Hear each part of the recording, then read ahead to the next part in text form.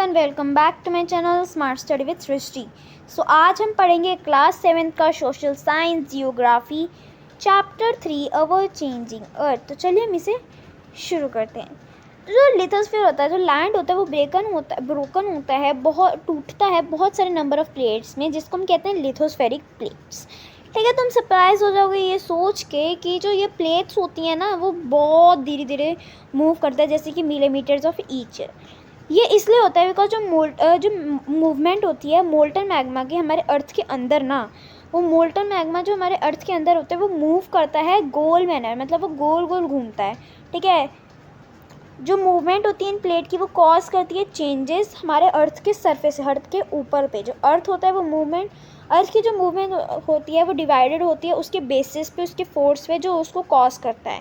जो फोर्स होता है विच जो एक्ट करते हैं इंटीरियर ऑफ द अर्थ, हम उसको कहते हैं इंटरजेनिक फोर्स, और जो अर्थ के सरफेस पे करते हैं हम उसको एक्सोजेनिक फोर्स करते हैं। क्या हो गया इसमें, देखो एंडोजेनिक फोर्स वो होते हैं जो हमारे अर्थ के अंदर एक्ट करते हैं, और एक्सोजेनिक फोर्स वो होते हैं जो हमारे अर्थ के बाहर एक्ट करते हैं। ठीक है, यहाँ पे हमें ग्लोसरी भी गिवन है, ये हम पढ़ लेते हैं। लिथोस्फेरिक प्लेट, जो अर्थ क्रस्ट होता है वो कंसिस्ट करता है बहुत सारे बड़े छोटे रिजिड इरेगुलर शेप प्लेट्स जो कैरी करते हैं कंटिनेंट्स और ओशन फ्लोर्स।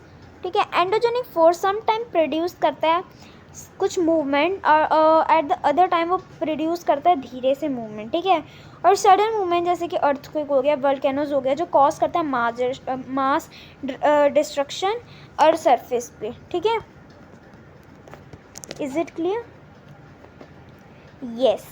सो अब वोल्केनो, ये एक ओपनिंग है अर्थ क्रस्ट पे थ्रू जहाँ पर मोल्टन मैग्मा मटेरियल इरप्ट करता है। ठीक है, इज इट क्लियर? चलो हम आगे बढ़ते हैं। वर्ड ऑर्गन, तो देखो ये तो आपको पता, मैंने बता दिया था। एंडो मतलब इनसाइड, एक्सो मतलब आउटसाइड, तो ये जेनिक लग गया पीछे, एंडोजेनिक एक्सोजेनिक, है ना। चलो, सिमिलरली जब लिथोस्फीयर प्लेट्स मूव करती है तो हमारा जो धरती होती है वो वाइब्रेट करती है, वाइब्रेशन का वो ट्रैवल करती है हमारे अर्थ के राउंड में। ठीक है, तो जो ये वाइब्रेशन होती है हम उसको अर्थक्वेक कहते हैं। जो प्लेस होती है क्रस्ट पे, क्रस्ट क्या होता है मैंने आपको पिछले चैप्टर में बताया था। क्रस्ट वो होता है हमारे अर्थ की सबसे ऊपर लेयर होती है, उसको हम कहते हैं क्रस्ट, है ना। तो यहाँ पर हमें गिवन है जो प्लेस होता है क्रस्ट का जहाँ पर मूवमेंट स्टार्ट होती है उसको हम कहते हैं फोकस। ठीक है, उसको हम क्या कहते हैं, फोकस। जो प्लेस होती है on the surface of the focus उसको हम कहते हैं epic centre. Is it clear? उसको हम कहते हैं एपिक सेंटर। ठीक है, जो वाइब्रेशन होती है वो ट्रैवल करती है outwards epicentre as waves. ठीक है, greatest damage is usually closest to the epicentre. जो स्ट्रेंथ होती है अर्थक्वेक के डिक्रीज होती है, क्या हो जाती है, डिक्रीज हो जाती है। ठीक है, डू यू नो 3 टाइप्स के अर्थक्वेक वेव्स होती हैं, पी वेव्स या लॉन्गिट्यूड वेव्स, एस वेव्स या ट्रांसवर्स वेव्स, एल वेव्स और सरफेस वेव्स। ठीक है, चलो अब आगे बढ़ते हैं। यस, ऑल्दो अर्थक्वेक प्रेडिक्ट नहीं हो सकती, जो इम्पैक्ट होता है वो सर्टेनली मिनिमाइज हो जाता है अगर हम प्रिपेयर्ड हो पहले। कुछ कॉमन अर्थक्वेक होता है जो प्रेडिक्शन मेथड होता है अडॉप्टेड लोकली बाय पीपल। ठीक है, इंक्लूड होते हैं स्टडिंग एनिमल बिहेवियर, फिश जो पॉन्ड में एजिटेटेड होते हैं, और जो स्नेक्स होते हैं वो अपने सरफेस पे आ जाते हैं, है ना। तो ये हमारा केस स्टडी है अर्थक्वेक का, तो ये आप खुद पढ़ सकते हो बिकॉज ये बहुत इजी वर्ड्स में गिवन है, तो ये आपको खुद समझ आ जाएगा। तो हम डू यू नो पे चलते हैं। अर्थक्वेक मेजर्ड होता है एक मशीन से जिसको हम कहते हैं सिस्मोग्राफ। अर्थक्वेक मेजर्ड होता है एक मशीन से जिसको हम कहते हैं सिस्मोग्राफ। ठीक है, क्या कहते हैं, सिस्मोग्राफ। जो मैग्नीट्यूड होता है अर्थक्वेक का वो मेजर्ड होता है रिक्टर स्केल से। ठीक है, किससे मेजर्ड होता है, रिक्टर स्केल से मेजर होता है। ओके, तो जो अर्थक्वेक होता है 2.0 या उससे जो कम का होता है वो छोटा होता है। ठीक है, अर्थक्वेक 5.0 कॉज कर सकता है डैमेज। ठीक है, और 6.0 या कुछ हायर मैग्नीट्यूड कंसिडर कर सकता है स्ट्रॉन्ग, और 7.0 क्लासीफाई कर सकता है मेजर अर्थक्वेक। तो ये हमारा सिस्मोग्राफ है जो हमारे अर्थक्वेक को मेजर करता है, ठीक है। अर्थक्वेक प्रिपरेशन जो प्रदेश। चलो, तो हमें क्या करना चाहिए?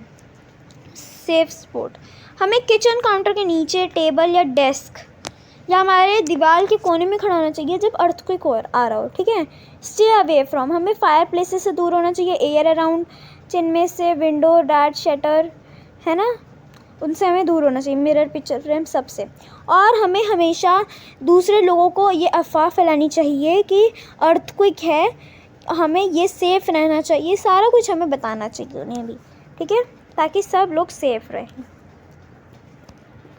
यस, मेजर लैंडफॉर्म्स, जो लैंडस्केप होती है वो बीइंग होती है कंटिन्यूसली वॉर्न अबे by two process, weathering and erosion. Weathering ऐसा प्रोसेस है जिसमें रॉक्स टूटती है अर्थ सरफेस से। इरोजन ऐसा है जो लैंडस्केप डिफरेंट एजेंट्स होते हैं जैसे कि वाटर, विंड, आइस है ना, वो इरोडेड मटेरियल होता है जो कैरिड होते हैं अवे और ट्रांसपोर्ट होते हैं वाटर, विंड एक्सेट्रा, और इवेंचुअली डिपॉजिट भी होते हैं, ठीक है। ये प्रोसेस इरोजन डिपोजिशन क्रिएट करते हैं बहुत अलग अलग लैंडफॉर्म अर्थ सरफेस पे। Work of a river, running water in the river Erode the landscape. ये जो रनिंग वाटर होता है, मतलब जो पानी आ ही जा रहा है ना, वो इरोड्स करता है लैंडस्केप, ठीक है। जब रिवर टम्बल्स करता है और स्टीप एंगल और ओवर वेरी हार्ड रॉक्स, ठीक है, या स्टीप डाउन या steep valley sided form a waterfall, उसको हम वाटरफॉल कहते हैं, ठीक है। तो हम डू यू नो भी पढ़ लेते हैं। 1000 ऑफ स्मॉल वाटरफॉल्स है पूरे वर्ल्ड में, ठीक है। Highest waterfall is Angel Falls of वेनेलिजा जो साउथ अमेरिका में है। अदर वाटरफॉल है नाइगीरा फॉल्स, लोकेटेड है border between Canada and USA में, नॉर्थ अमेरिका में है। और विक्टोरिया फॉल्स जो बॉर्डर ज़ैम्बिया और जिम्बाब्वे में अफ्रीका में लोकेटेड है, ठीक है। As the river enter the plain, वो ट्विस्ट करता है और टर्न करता है। जब रिवर एंटर करता है प्लेन में, है ना, तो वो ट्विस्ट हो जाता है और टर्न करता है, फॉर्मिंग बहुत बड़ा बेंड जिसको हम कहते हैं मेंडर्स। इस कंटिन्यूस इरोजन और डिपोजिशन से along the sides of the meanders, जो एंड्स होते हैं मेंडर्स के, वो लूप कम क्लोजर हो जाते हैं, ठीक है, और क्लोजर हो जाते हैं in due course of a time.